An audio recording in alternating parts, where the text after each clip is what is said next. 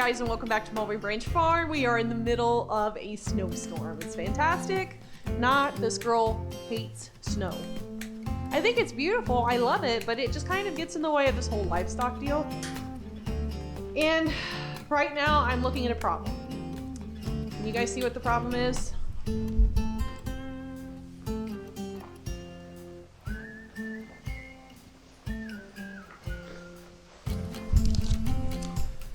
Feeding my hay inside, and that's throwing everybody off. But the reason I'm feeding my hay inside is because the moment I put my hay outside, within minutes it's going to be covered because it is snowing that hard out there, which is fine. It's Indiana weather, but it's causing a little bit of food aggression between my goats and my donkeys. So I think I'm going to go ahead and catch my donkeys and stall them, because I think it would just be better for them. That way I can make sure they have their own food source. They're not fighting the goats for it, because if they decide to kick or bite my goats, they can really hurt them. This is probably one of the few instances where I've become nervous with my donkeys and with my goats, and it's just because they don't have the ability to get outside. It's not convenient for me to feed the hay outside because it gets covered up, and I need them to be eating hay so that they're stoking their own fires internally to make sure that they're staying warm, because we're getting some pretty dangerous dips in temperature here in Indiana. So let's go ahead and see if I can catch these donkeys and get them separated. Right here. I'm right here. Hi. Hi. Hey, Lola. Hey, Lola. I know, we just started becoming friends.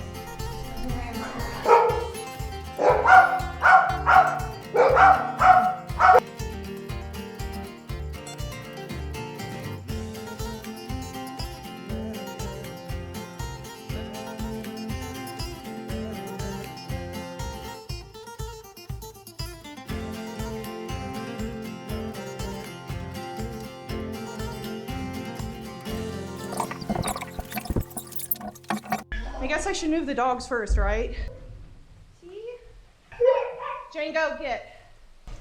Come on. Jane, go get.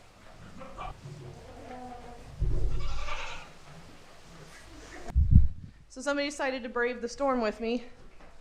She's you guys can see. And I want to kind of touch on the reason that I'm bringing them in. Has nothing to do with the fact that they've got snow on them.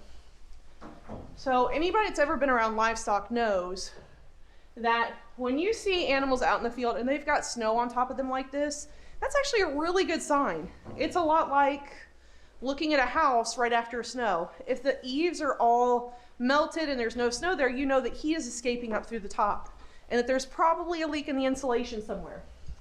The fact that they have snow on both of them, you can see Rennie's got it real good on her, so does Lola. That actually means that their insulation is working just as it's intended. It means that their body heat is not escaping through their fur or their layers of fat to melt the snow on top. Now, if I came out there and it was snowing and these girls had damp fur that was just wet, I would worry. It would probably mean that they don't have really good body scoring condition, because that healthy layer of fat on them in the winter is what insulates them and keeps the heat in. So, hello. Do you want me to close the door? No. The reason I don't want her to close the door is, even though it's snowing out there, we kind of need to keep ventilation in here, especially with everybody probably being locked in tonight. I'm letting ventilation in as much as I can. And the reason that we actually want to keep that door open and keep ventilation going is with all of our animals inside, like all of them, there's a lot of waste, urine, feces, and that can all kind of build up, especially since we've thrown straw down and we've got good bedding, but that can release ammonia and make them have respiratory issues, which in the winter you don't want to deal with respiratory issues because the weather's about to start fluctuating here anyways once we get past February. So I'd have to start watching for pneumonia. And you guys will notice we're not using any heat lamps. We do not use heat lamps in our barn unless we have newborn kids getting ready to be born and it's really cold, like when we had boar goats and we were shooting for due dates January 1st and on. But these guys are all just bred. There's no babies in here. They're fine. They've got good bedding. We've eliminated draft. We're letting ventilation in, but I'll probably close them up tonight while the temperatures drop. Plus I need to let these guys be able to go out and get to water. Even in the wintertime, goats need more water than usual, and it needs to be clean and accessible, so like no poop tea, or they pooped in their water and you're like not cleaning it out. Nobody wants poop tea. That's why I hate when people use water sweeteners with their goats. Not to mention an animal knows when it's supposed to drink. And if for some reason you've noticed your animal is not drinking, there's usually a reason for that. You may need to look at their buckets and clean them out, because if it tastes nasty or doesn't taste good, they're not going to drink it. And when people put water sweeteners in there like Gatorade or molasses, it just kind of kills me in the winter, because would you drink poop tea if someone just put sugar in on top of it and said that was good enough? I mean, no. So that's like one of my pet peeves for goat keepers in the winter. You guys can see everybody's just kind of in here chilling out, eating, and this lady is by herself. The reason she is by herself is because she's pushing off all of my pregnant does off of the hay. She loves you. She's a Karen. She is a Karen, and that's okay. We love our Karen.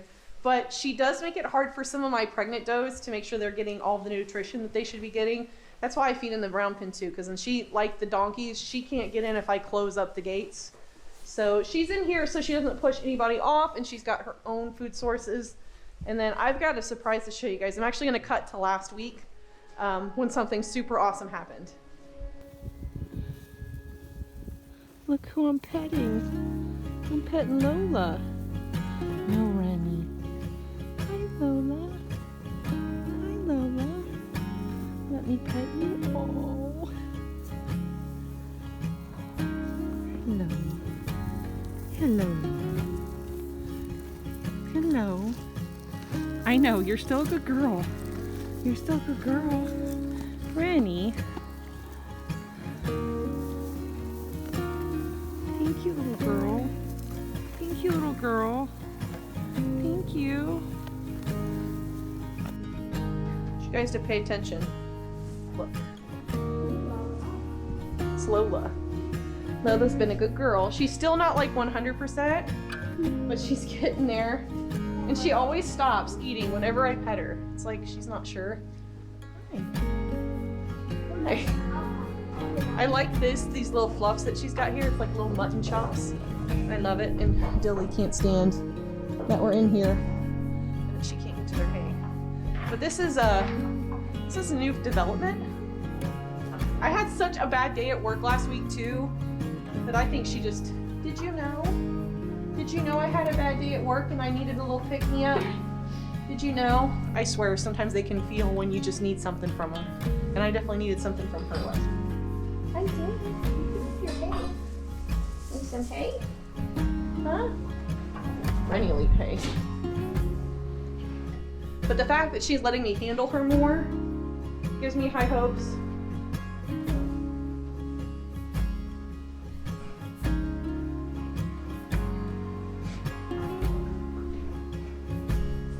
It's okay, Mama.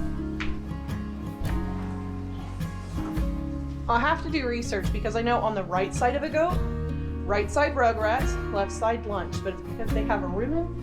These guys don't have a rumen, but I am feeling some movement.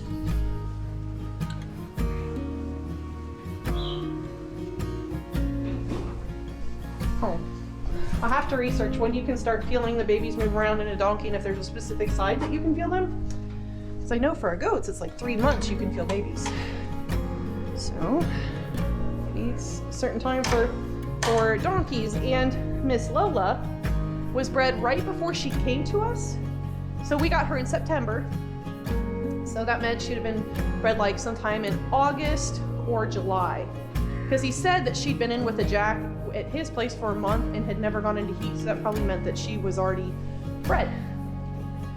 So let's say she's a month and a half, almost 2 before she came. So let's just say 2 to September, October, November, December, January, February. So she would be almost 7 months along. Their gestation is anywhere from like 11 months to 14. So she's kind of like right in that halfway mark. But I'm happy she's letting me touch her because this makes maintenance a lot easier. This will make the farrier visits a lot easier. All that good stuff. You're okay. She's stealing feed from the other side. She's still being a bossy boots. Dilly!